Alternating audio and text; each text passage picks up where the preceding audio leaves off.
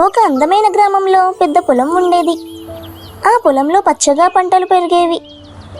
ఆ పొలం దగ్గర ఒక కాకి మరియు ఒక నెమలి ఉండేవి. కాకి చాలా తెలివైనది.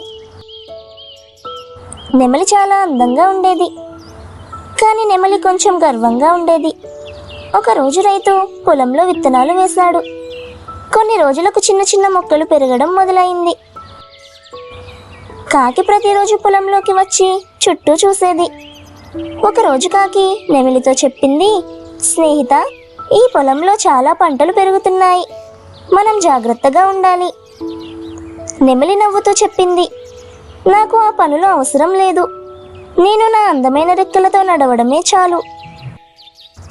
కొన్ని రోజులకు పొలంలోకి కొన్ని పురుగులు వచ్చాయి. అవి మొక్కలను తినడం ప్రారంభించాయి. కాకి వెంటనే పురుగులను తినడం మొదలుపెట్టింది.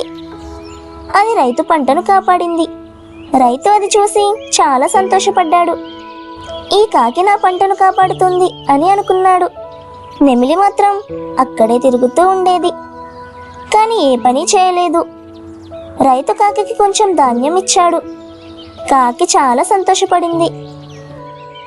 నెమలి అది చూసి అర్థం చేసుకుంది, కేవలం అందంగా ఉండడం సరిపోదు, మనం కూడా మంచి పని చేయాలి అనుకుంది. ఆ రోజు నుంచి నెమలి కూడా పొలం దగ్గర జాగ్రత్తగా ఉండి పురుగులను తినడం ప్రారంభించింది. కాకి మరియు నెమలి ఇద్దరూ కలిసి పొలాన్ని కాపాడాయి.